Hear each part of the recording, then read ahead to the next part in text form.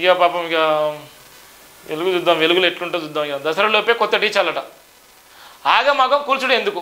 తహసీల్దార్ చెప్తే హైకోర్టును కూల్చేస్తారా? హైడ్రా కమిషన్ లాగా హైకోర్టు అక్కడ చూడు ఎంత ఘోరం. ఇక ఒక ఇది వీళ్ళ పత్రికలో, ఇది గవర్నమెంట్ పత్రిక అన్నట్టు. ఇది ఆగమాగం కూల్చుడు ఎందుకు? తహసీల్దార్ చెప్తే హైకోర్టును కూల్చేస్తారా? హైకోర్టు ఆ ప్రశ్న.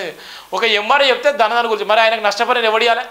ఇల్లు కట్టించండి, కూలగొట్టడం ఎంతసేపు, నిలబెట్టడం చాలా కష్టం.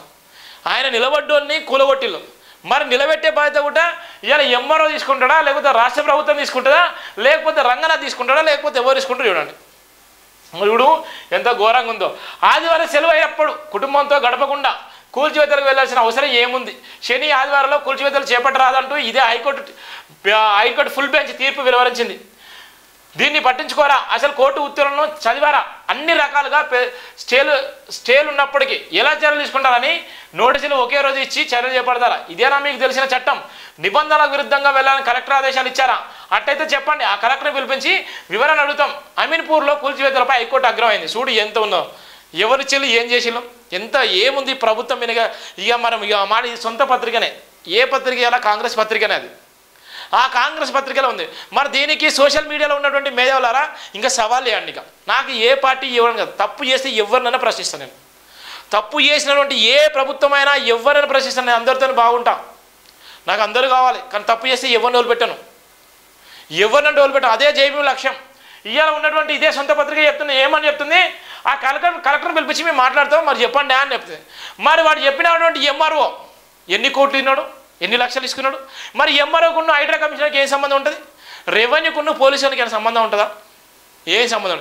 అంత పెద్ద బిల్డింగ్ ధన కూలగొడుతుంది. ఆదివారం శనివారం సెలవులు వస్తే మీ కుటుంబంతో గడపమని ఆ గవర్నమెంటే చెప్తుంది. మరి ఆదివారం శనివారం హాలిడేస్ ఉన్నప్పుడు కూడా పోయి కూలాల్సిన అవసరం ఏముంది? చూడు ఎంత ఘోరం. ఆగమాగం కూల్చిండు. ఎందుకో చెప్పాలని హైకోర్టు అడిగితే ఇవాళ దిక్కు మొక్కలేదు. తహసీల్దార్ చెప్తే హైకోర్టును కూల్చేస్తారా? ఇక రంగనాథ్పై గిన్ని విమర్శలు. జైలుకి వెళ్ళే పరిస్థితి తెచ్చుకోవద్దని వార్నింగ్. వార్నింగ్ చూడుగా, ఇప్పుడే చెప్పిన, ఇక్కడ నేను వార్త చెప్పినా, జైలుకి వెళ్తారు అధికారులారా జాగ్రత్త. గతంలో ఉన్నటువంటి పరిపాలన విషయంలో చూడండి, రాజశేఖర హయాంలో జైలుకు వెళ్ళు, జగన్మోహన్ రెడ్డి విషయంలో జైలుకు పోతారు. ఇవాళ ఉన్నటువంటి కేసీఆర్ విషయంలో జైలుకు పోలే, కానీ అవకాశాలు అయితే వచ్చినాయి పోయినాయి. ఇవాళ మళ్ళీ రేవంత్ రెడ్డి పరిపాలనలో మళ్ళీ జైలుకు పోతారు అధికారులు. చూసుకోండి, జైలుకు వెళ్ళే పరిస్థితి తెచ్చుకోవద్దని వార్నింగ్. అమీన్పూర్ నిర్మాణాల కూల్చివేతలపై సీరియస్. మీరు ఇంట్లోనే చేస్తే హైడ్రా జీవో 99పై స్టే ఇవ్వాల్సి వస్తుంది. శని ఆదివారం కూల్చివేతలు వద్దంటే ఎందుకు చేపట్టారు? రాజకీయ భాషల మాట వింటే బలిపీఠం ఎక్కింది మీరే.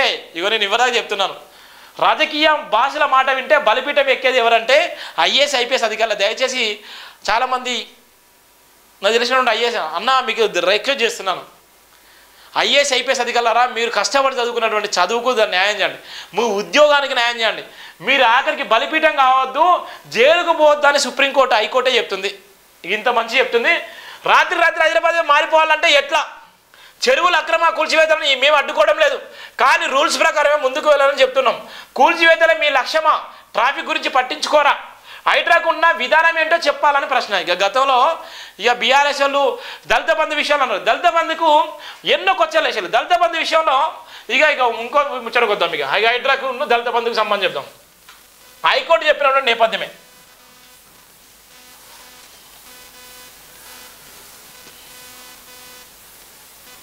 ఇక్కడ దళిత బంధుకును హైడ్రాకు ఎలా నేను అడిగింది కాదు, హైకోర్టు అడుగుతుంది. హైడ్రాకు ఉన్నటువంటి నియమ నిబంధనలు ఏంది? ఇవాళ ఉన్నటువంటి బీఆర్ఎస్ హయాంలో దళిత బంధుని తీసుకొచ్చిళ్ళు. ఇవాళ ఉన్నటువంటి నేపథ్యం. మరి దళిత బంధుని తీసుకొచ్చినాక దీని గైడ్లైన్స్ అన్ని చాలామంది మేధావులు మొత్తుకున్నారు. బీఆర్ఎస్ సంబంధించిన వ్యక్తులు దళిత బంధుని తీసుకొస్తే దీనికి దళిత బంధు సంబంధించిన గైడ్లైన్స్ ఏవి అన్నారు. గైడ్లైన్స్ ఏమని మొత్తుకున్నారు. మరి గైడ్లైన్స్ ఏమని మొత్తుకున్న తర్వాత ఇప్పుడు హైడ్రా పేరు మీద జరిగేటువంటి దీనికి ఉన్నటువంటి గైడ్లైన్స్ ఏంది అంటున్నారు. మళ్ళీ దీనికి ఉన్నటువంటి గైడ్లైన్స్ ఏంది అంటున్నారు. మరి దీనికి దానికి సంబంధం ఏంది? గతంలో ఉన్నటువంటి బీఆర్ఎస్ ఏమైనా దళిత బంధు తీసుకొస్తే దళిత బంధుకు సంబంధించిన గైడ్లైన్స్ ఏమని సోషల్ మీడియాలో మొత్తుకున్నారు. ఇవాళ అనేక రకాలుగా మొత్తుకున్నారు, ఇష్టానుసారంగా మొత్తుకున్నారు. మరి ఇక్కడ హైకోర్టే చెప్తుంది, ఇక్కడ హైకోర్టు స్పష్టంగా చెప్తుంది. హైకోర్టు ఏమంటుంది అంటే ఇక్కడ గైడ్లైన్స్ ఏవి అంటుంది. ఈ రూల్స్ ప్రకారం ముందుకు వెళ్ళాలని చెప్తున్నాం, కానీ హైడ్రాకు ఉన్న విధానం ఏంటో చెప్పాలని హైకోర్టు అడుగుతుంది. మరి ఈ హైకోర్టు అడిగితే మరి దీనికి సంబంధించిన గైడ్లైన్స్ ఎక్కడున్నాయి? మరి దీని గైడ్లైన్స్ ఇవాళ సోషల్ మీడియాలో కానీ ఇవాళ అవాకులు చెవాకులు పెరిచేటోళ్ళు కానీ మరి దాని గైడ్లైన్స్ ఏమన్నా విడుదల చేసినంటే గైడ్లైన్స్ ఇప్పటివరకు లేవు. ఇది హైకోర్టు అడుగుతున్నటువంటి మాట. హైకోర్టు అడుగుతున్నటువంటి మాట. మరి హైకోర్టు అడుగుతున్నటువంటి మాటకు సంబంధించి మరి ఎవ్వరు కూడా మేధావులు, కుహానా మేధావులు, ఇవాళ ఉన్నటువంటి తెలంగాణ రాష్ట్రం బీఆర్ఎస్ ఓడిపోతే బాగుంటుంది, దొరల అహంకారం పోవాలని కోరుకున్నటువంటి వ్యక్తులు. నేను కూడా కోరుకున్నాను దొరల అహంకారం పోవాలని. దొరల అహంకారము నెత్తికెక్కింది, ఇది పోవాలని నేను కూడా మొత్తుకున్నాను, నేను కూడా రాసిన. అనేక వార్తలు కూడా ఉంటాయి. నన్ను ఎన్నో సందర్భాలు పిలిచినప్పుడు కూడా నేను పోలేదు. కానీ నేను ఆ బానిసత్వాన్ని కోరికలు కాబట్టి దొరల అహంకారం పోవాలన్న ఉద్దేశంతో బీఆర్ఎస్ నడిచినాం. ఇలా రేవంత్ రెడ్డి పరిపాలన వస్తే బాగుంటుంది, కాంగ్రెస్ ప్రభుత్వం వస్తే బాగుంటుందని చెప్పినాం. మరి దళిత బంధుకు గైడ్లైన్స్ లేవని మొత్తుకున్నటువంటి మేధావులు, మరి హైడ్రా కూడా గైడ్లైన్స్ లేవని హైకోర్టు అడుగుతుంది. మరి ఎందుకు మాట్లాడలేకపోతున్నారు సోషల్ మీడియాలలో? మరి దళిత బంధు ఊసేత్తనేటువంటి దళిత సమాజం మరి ఎక్కడ మేము దళిత బంధు డబ్బులు ఇవ్వాలి అని, మాకు దళిత బంధు రాలని ఎంబెలని అడ్డుకున్నటువంటి వ్యక్తులరా ఇవాళ 10 లక్షల రూపాయలు ఇవాళ మనం మోసం చేస్తున్నాడు. మరి కేసీఆర్ను అడిగినటువంటి వ్యక్తులు ఇవాళ రేవంత్ రెడ్డిని ఎందుకు అడగలేకపోతున్నారు? ఎందుకు ప్రశ్నించలేకపోతున్నారు? ఎందుకు మౌనంగా ఉన్నారు? ఎందుకు మాట్లాడలేకపోతున్నారు?